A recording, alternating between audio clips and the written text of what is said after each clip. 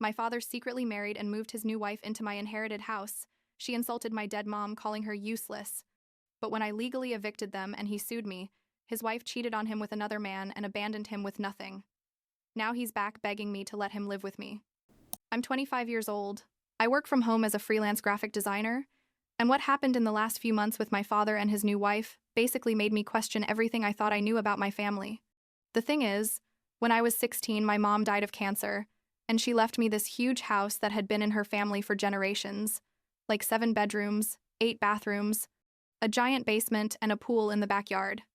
It was an ancestral property. You know, one of those that has history and meaning, and my mom made sure it was legally mine before she died because she wanted me to have something stable, something that was completely mine. I remember Amy, the lawyer who handled the whole will, was super clear about that. She told me, Charlotte, this house is yours. Nobody can take it from you. Your mom made sure of that. At the time, I didn't understand why it was so important for her to make it so clear. But now, looking back, I think my mom knew something I didn't know. My dad stayed, living with me after mom died, obviously. I was 16 and needed an adult in the house. But it was always clear that the house was mine. There was never any drama about that. Never.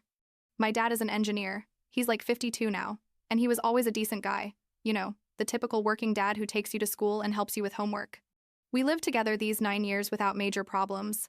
I finished high school, studied design in college while living here, and when I started working from home, everything seemed to work well. We had our routine, he worked, I worked. We took care of the house together, and I had gotten used to having my space and my independence in my house.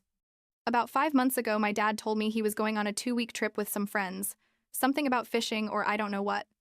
Honestly, I didn't pay much attention because he sometimes took those trips, and it was never a big deal. He said he was going to disconnect a bit from work, that he needed a break, and I told him, perfect, Dad. Have fun. I didn't think anything weird.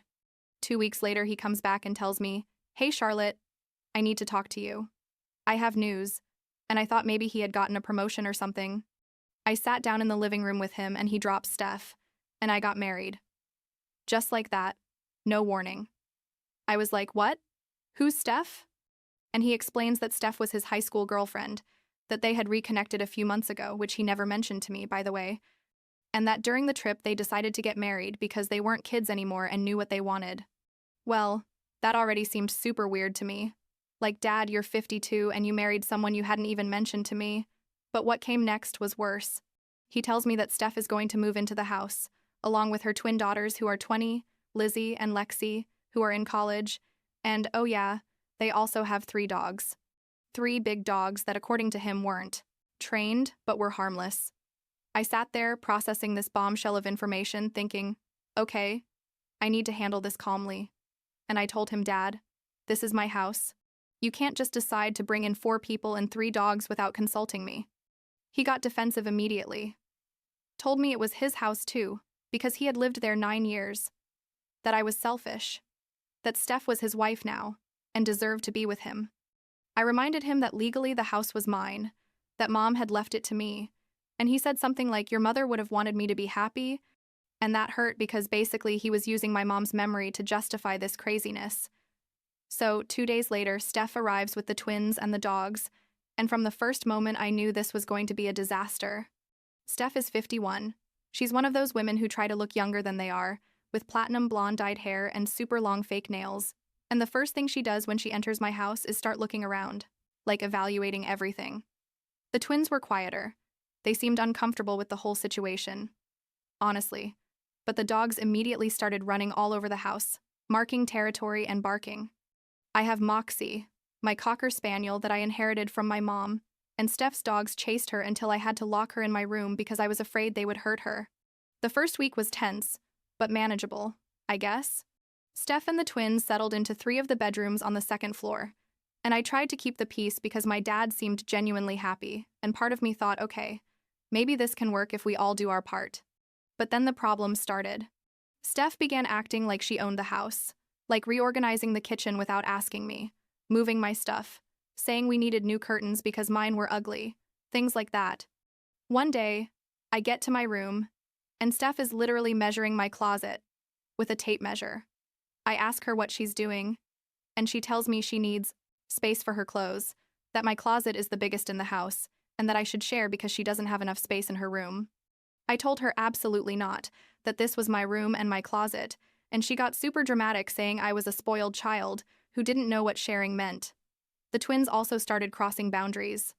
I found Lexi using my work computer one afternoon, and when I asked her what she was doing, she casually told me she needed to print something for college and that my printer was better than theirs. I explained that that computer had confidential client files and that she couldn't just use it without permission, and she acted like I was overreacting. Lizzie one day took my car without asking, because theirs was in the shop. And when I asked for the keys back, she told me, "Relax. I only used it for an hour." I was trying to be reasonable, you know?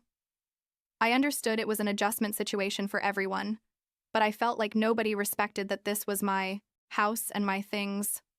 The dog thing got worse. Like I said, they weren't trained, so they did their business all over the house, chewed the furniture, and one day all three attacked Moxie in the yard. I found her cornered against the fence crying while Steph's dogs barked at her and tried to bite her.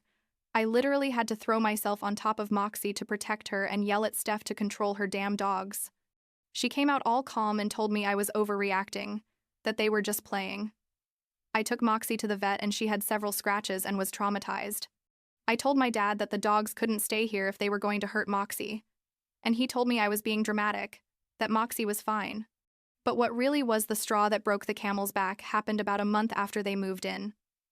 I came down one morning and saw that all the family photos that were in the living room had disappeared.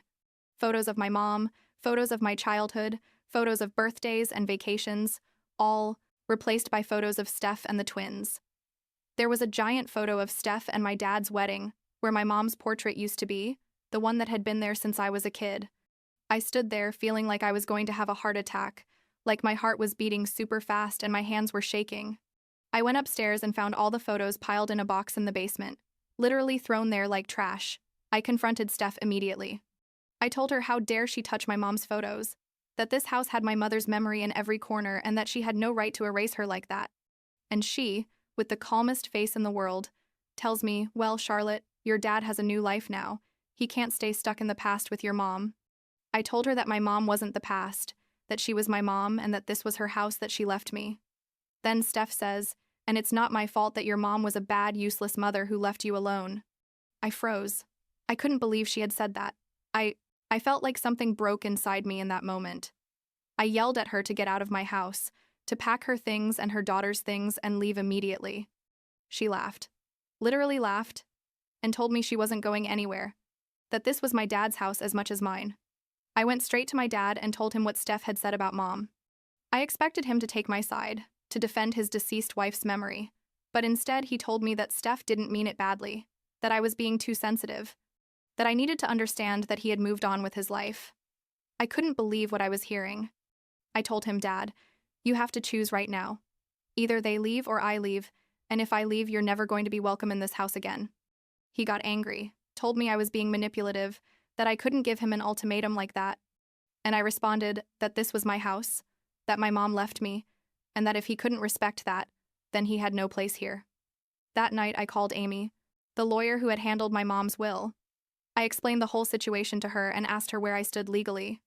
Amy reviewed the documents and confirmed to me that the house was absolutely mine, that my dad had no legal rights to the property, that he could live there because I allowed him to, but that technically he was my tenant.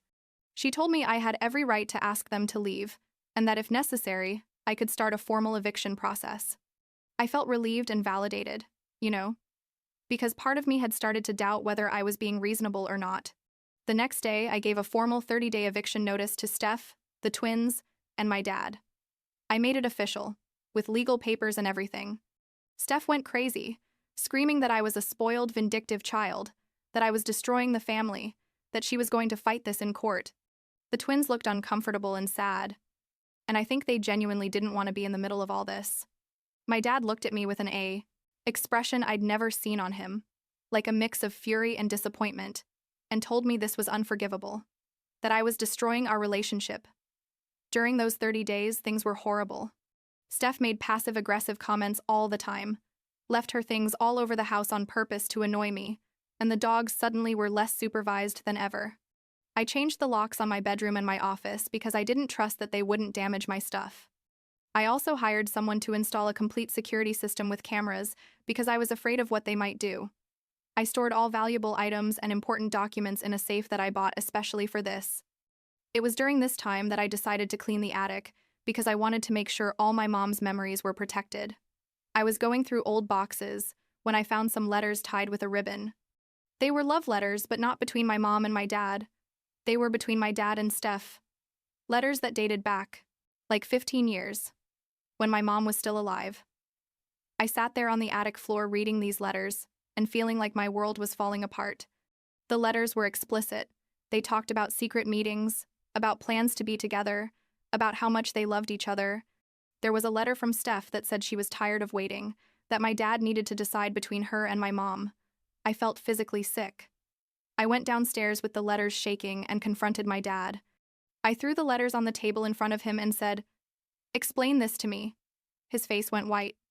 Steph was there too, and suddenly looked nervous for the first time since I'd met her. My dad stuttered a bit and finally admitted that yes, he and Steph had had an affair during his marriage to my mom. He said it had been a mistake, that he had regretted it, that he had ended things with Steph when mom got sick with cancer because he wanted to be there for her. But basically he was telling me that he had cheated on my mom, that he had lived a double life, and that now that mom had been dead for 9 years, he had decided to pick things back up with his mistress. I asked him if my mom knew. He said he wasn't sure, that maybe she suspected, but they never talked about it directly. Then everything started to make sense, like why my mom had been so specific with the will, why she had made sure the house was legally mine and only mine, why she had told Amy that nobody could take it from me. Mom knew. Maybe she didn't have proof, but she knew my dad had betrayed her and she wanted to protect me from that. She wanted to make sure I had something stable that couldn't be touched by the person who had hurt her. Steph at that moment decided it was her turn to speak and basically confessed that she was in financial ruin, that she had lost all her money in bad investments and credit card debts, and that when my dad contacted her months ago, she saw an opportunity to save herself. She admitted that the quick marriage and the move to my house had been strategic, that she needed a place to live, and that she knew this house was big and valuable. I mean, she was literally telling me that she had manipulated my dad into marrying her and moving into my house to solve her financial problems. I stared at her thinking, "Are you seriously telling me this so calmly?" And she just shrugged and said she had to survive. The last days before they left were tense, but relatively quiet. The twins basically locked themselves in their rooms. I think they were embarrassed by everything that had come to light. The day they finally moved out, I helped the twins load their stuff because they had been the least problematic in all this, and I felt they were trapped in their mom's mistakes. But when I was carrying some boxes up to the moving truck, I saw Steph coming out of the house with a box I recognized. It was a box where we kept family heirlooms, my grandmother's jewelry, some antique watches, things that had belonged to my mom's family for generations. I stopped her and asked her what she was doing. She told me she was taking what was owed to her, that after everything that had happened, she deserved some compensation. I ripped the box from her hands and told her she wasn't taking absolutely anything from this house that wasn't hers. She tried to fight, but I was already calling Amy and threatening to call the police for theft. My dad intervened and told Steph to leave the things, to just pack what was theirs. Steph looked at me with pure hatred and told me this wasn't going to end like this, that she was going to make sure I paid for ruining her life.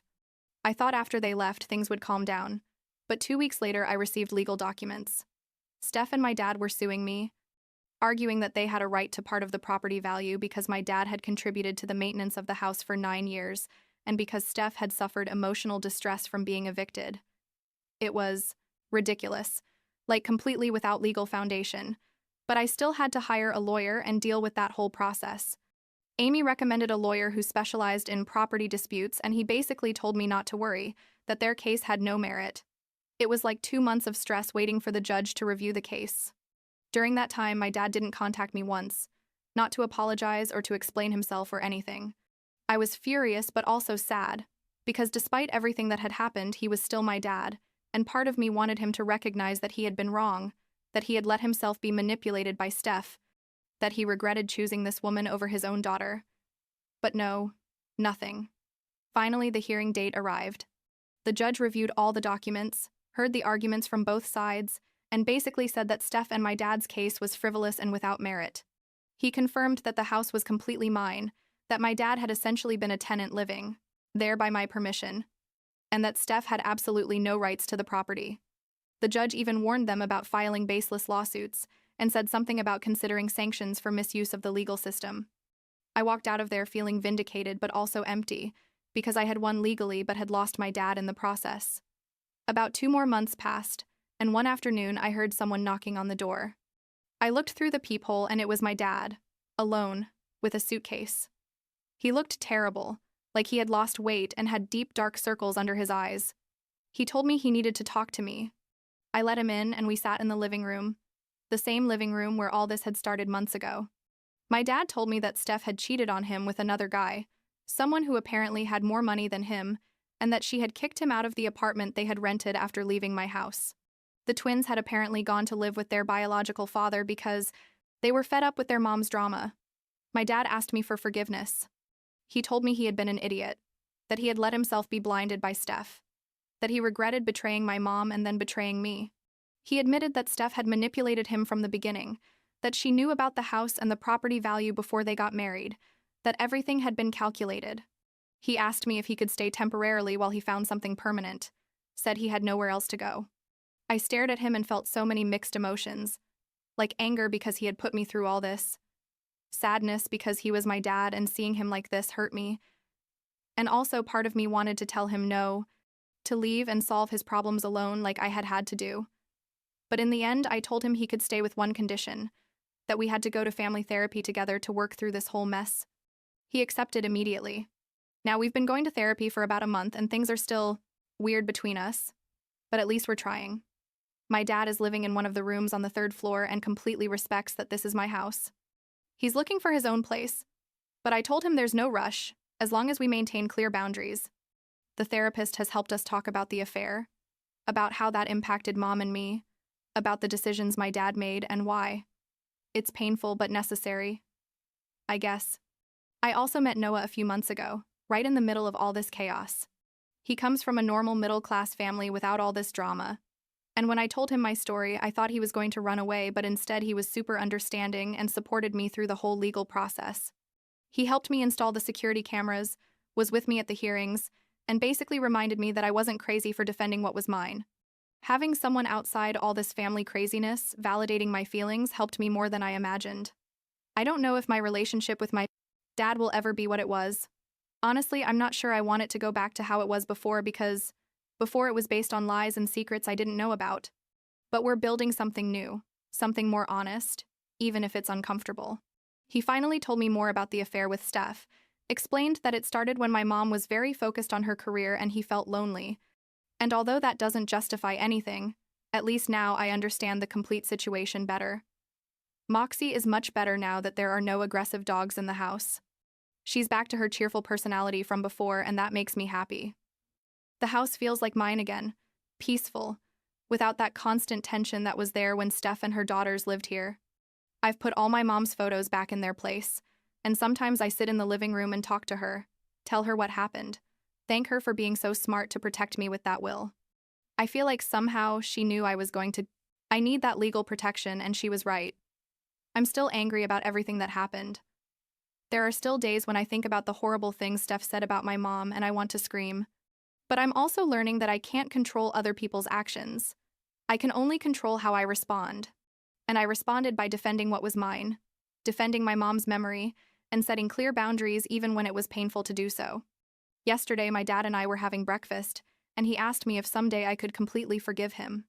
I told him honestly that I didn't know, that forgiveness is a process and that we're still at the beginning of that journey. He nodded and said he understood, that he was going to keep working to earn my trust again. And that's all I can ask of him right now, I guess.